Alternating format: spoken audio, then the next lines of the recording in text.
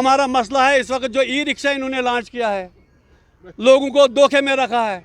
झूठ बोलते हैं सरकार के ओहदेदार, बोलते हैं हम लोगों को सस्ती किराए पर गाड़ी दे देंगे। कौन सा सस्ता है? 2.5 रुपये इसका किराया उस वक्त मुकर्रर हुआ है 1 किलोमीटर का। ये इस वक्त 20-20, 30-30, 50-50 रुपया लेते हैं किलोमीटर का गाड़ी में। हमें उससे गर्ज नहीं, इसके लिए ट्रांसपोर्ट का ये ट्रैफिक डिपार्टमेंट है वो खुद करे, पुलिस है वो खुद करेंगे। हमें सिर्फ ये बताना है, अगर ये गाड़ी वाले गाड़ी लॉन्च हो गई, गाड़ी आ रही है हम मार्केट में, इन गाड़ी वाले के रोजी रोटी पर लात मार दी हम लोगों ने। इन गाड़ियों को आप मुतय्यन कर दो, इनकी हद मुकर्रर कर दो, इनकी हद मुकर्रर कर दो। हम इनके खिलाफ नहीं हैं।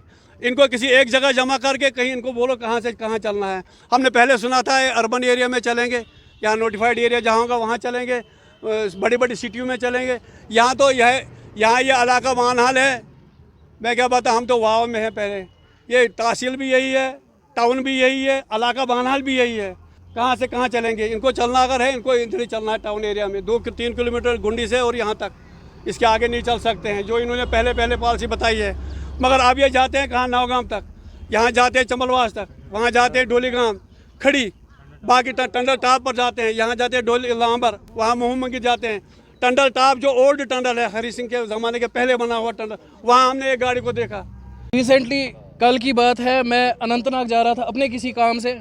मैंने कम से कम 3 ऑटोज़ जो है, ई रिक्शाज जो है, वो अपनी नवयुगा टनल, जो हमारी नवयुगा टनल है, उसमें मैंने 3 ऑटो रिक्शाज को अनंतनाग जाते हुए सवारी लेके देखा। अब अगर इनका गवर्नमेंट ने पहले से एक जगह जो है मुकर्रर की हुई है कि 6 किलोमीटर्स के अंदर ये चलेंगे, नेशनल हाईवे के साथ इनकी कोई कनेक्टिविटी नहीं होनी चाहिए, जैसे कि ट्रांसपोर्ट कमिश्नर साहब की जो एक लेटर निकली हुई थी इनके रिलेटेड, वो हमारे पास है। लेकिन वो चीज़, उस चीज़ को भी ये चैलेंज करते हैं। ओवरलोडिंग का इनमें प्रॉब्लम है। जिस ऑटो इसमें ई ऑटो में 3 सवारियों की जो है कैपेसिटी, मैक्सिमम कैपेसिटी है, उस एक ई ऑटो में कम से कम 9 सवारियां बैठ के जाती है।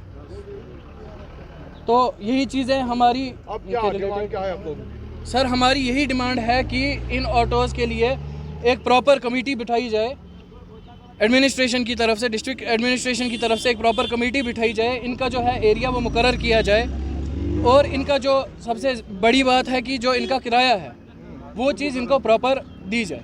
तो हमने परमिट लेके गाड़ी इस रूट पे लगाई हुई है, पर मसला ये है कि ऑटो वाले कहीं रुकते ही नहीं है। एक सवारी देखेंगे, 2 सवारी देखेंगे, उठा के भाग जाते हैं। हमारी गाड़ी यहाँ स्टैंड में खड़ी रह जाती है। तो मसला यही है, इनका कोई लगाम नहीं है, इनका कोई हद नहीं है। इनको हद मुकर्रर किया जाए, कहाँ तक कहाँ रूट है इनका। तो यही मसले हमारे हैं सर।